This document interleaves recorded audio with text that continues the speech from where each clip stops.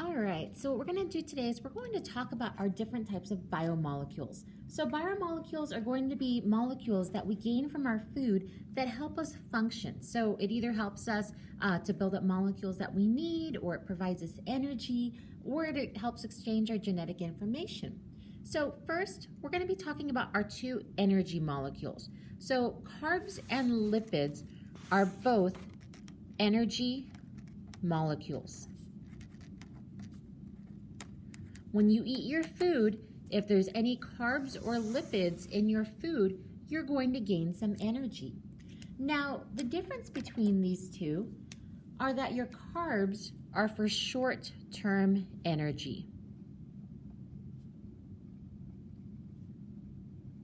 Okay, so what does that mean? It means that it's used first, and because it's short-term, you're going to use it the fastest. And so this is going to be things like bread, fruit, pasta, any type of sugar. Okay, so sugars are going to be our short-term energy. Okay, so bread, pasta, fruit, sugar. Okay, so you probably have heard that term sugar high. Okay, that's usually referring to if you eat something super sugary and so you use all that energy and all of a sudden you crash. Lipids, on the other hand, are going to be long-term energy. Okay, so these are used second. Okay, so carbs will be used first and then lipids. So what are lipids, you may ask? Okay, so lipids are things like fats, butter, oil, waxes, things like that. Okay, so because it's long-term, our bodies like to store it. And so when they store it, it's really hard to get rid of. Okay, that's why it's so hard to lose weight. If you have a couple of extra pounds, packed on, it's because our body wants to keep our fat. So next, we're going to go over our main elements. So in your past video, you saw that carbon and hydrogen makes up organic molecules. Other common molecules are oxygen, nitrogen, and phosphorus. So we're going to go over our elements for each of these. So luckily, because carbs and lipids are both energy molecules, they are the same. So they have carbon, hydrogen, and oxygen. Okay, and we abbreviate that as CHO. Okay, so CHO. And then my parentheses looks like a C. So for lipids, it's also CHO, carbon, hydrogen, and oxygen. Okay, so it's their structure that looks different. So next, we need to talk about our monomers. Okay, so remember, monomers are building blocks. Okay, monomer is just a scientific word for building block.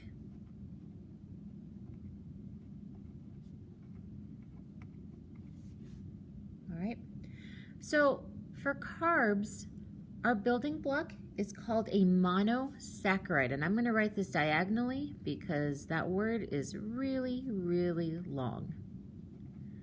Okay, monosaccharide. Mono means one. Saccharide means sugar. So this literally translates into one sugar. Okay, and a good example for this is glucose. Okay, glucose is a simple sugar.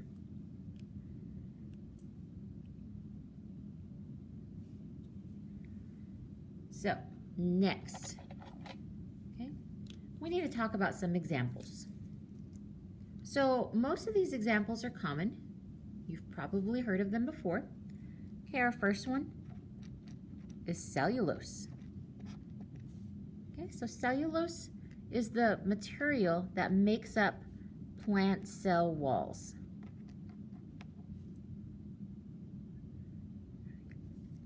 We also have chitin. Chitin makes up fungi cell walls.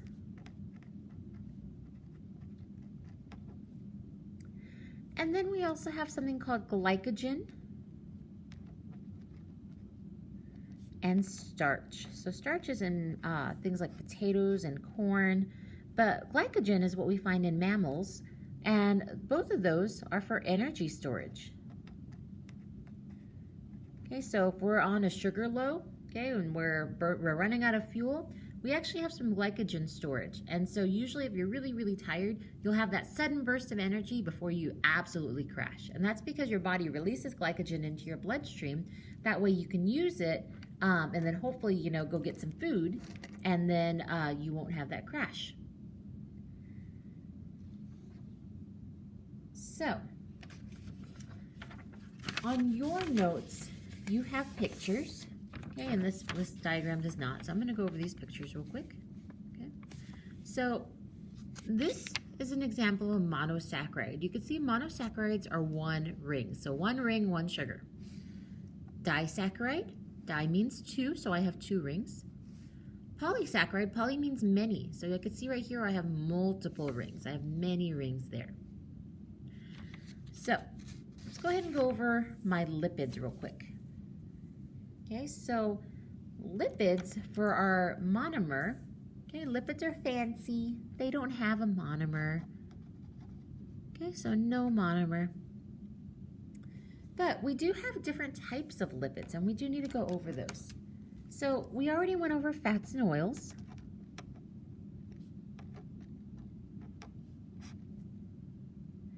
We also have something called a phospholipid. Okay, so phospholipid makes cell membranes.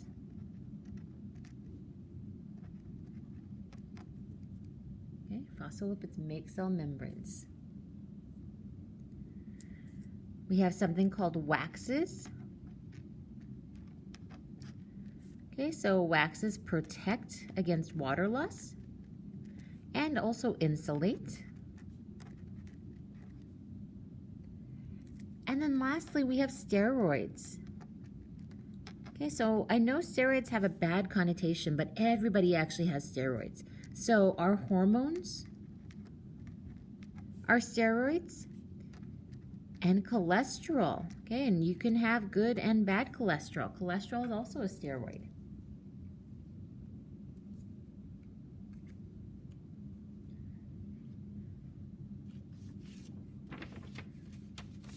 So let's look at some examples. Okay. So I have right here, this is an example of fat. Okay, so I can see that it's a bunch of carbons and hydrogens all together. There's some oxygens right there, but it's this really long line. It looks a lot different than this ring that a carb is. Okay, so fats are going to be lines. And so because they're lines, they like to stack on top of each other. Okay, so when they stack on top of each other, that means it likes to be stored. This is another example. It's called a triglyceride. Okay, so you can see that there's one carbon-hydrogen molecule that attaches all these little lines. All right, next, okay, let's talk about proteins. Okay, so proteins are pretty awesome. Okay, they're the most versatile. Okay, most versatile. That's what I'm going to write right here.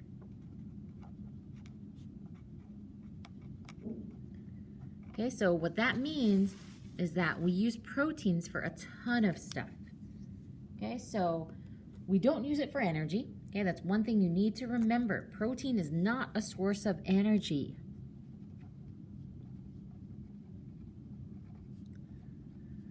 Okay, so if you're feeling burnt out and you're feeling tired, protein's not going to give you anything. It may make you feel less hungry, but it's not going to give you any energy. So when we're talking about proteins, we're talking about things like meat, beans, eggs, tofu, things like that. Okay, those are our food examples. So next, let's talk about our elements. Okay, so far we've had CHO, and now we're going to add nitrogen. Okay, so we have carbon, can't spell carbon, hydrogen, oxygen, and nitrogen. Okay, so now we have CHO, CHON.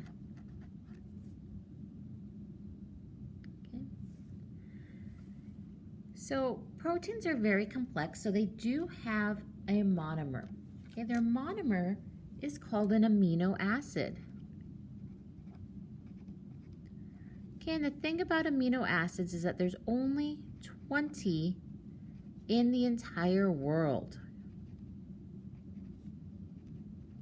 So it doesn't matter if you're a plant, if you're a bug, if you're a person, you're all made up of the same 20. That's just in different combinations and different lengths. Next, let's go ahead and talk about some examples. So proteins, because they're versatile, they're used for a lot of different things. So for example, okay, we have support proteins, such as our muscle. We have transport proteins, okay, such as blood. Okay, blood's actually a protein. It's kind of weird to think about, but that's why you have some cultures that eat blood, like blood pudding, and you know, they'll fry it up and stuff like that. Blood sausage. Okay, they're also used for chemical reactions. And those chemical reactions are called enzymes. We're going to talk about enzymes next week because they're really important.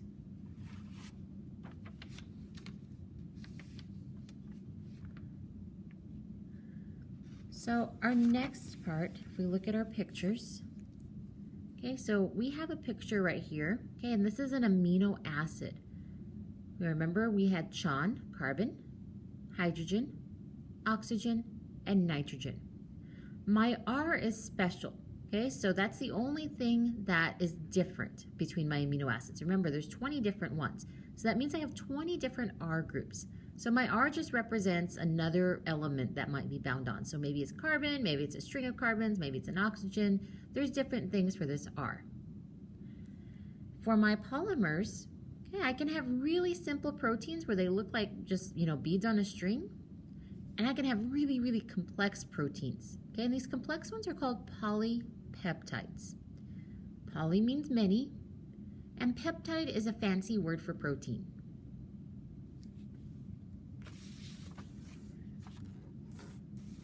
Okay, lastly, nucleic acids. Okay, so for my nucleic acids, okay, so we know that nucleic acids are found in all living things. Okay, so found in all life. Okay, so nucleic acids are found in all living things. Because it's found in all living things, it's a little more complex. It's the most complex out of all of these. So we have carbon, hydrogen, oxygen, nitrogen, and now we have phosphorus. Okay, so we call this CHONP or CHOMP.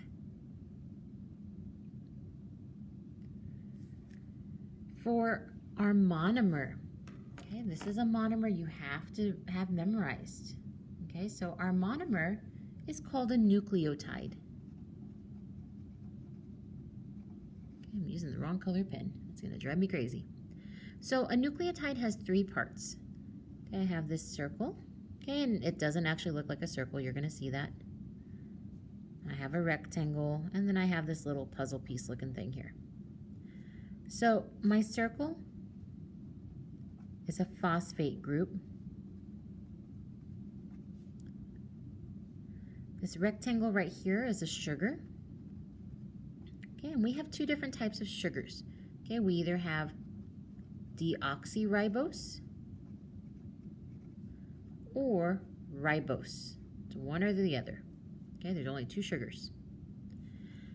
And then this right here is a nitrogen base. Okay, so you need to know that a nucleotide has those 3 parts. It's going to be really important when we study DNA later. So my uses for nucleic acids, it's all for genetic information. You got your DNA from your parents, they got it from their parents, and so on. Okay, so all for genetic information.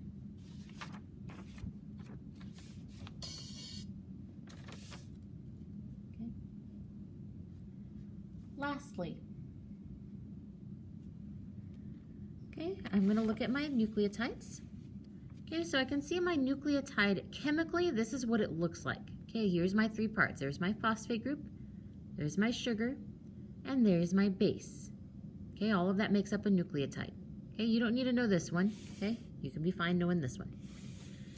Right here, okay, these are my polymers. I only have two. I have DNA and RNA. That's it. And you can see RNA looks like it's just half of DNA.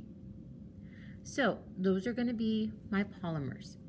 Tomorrow, you're going to have a quiz over this. You can use your chart in order to answer the questions on the quiz. Let me know if you have any questions, and I hope you have a great day.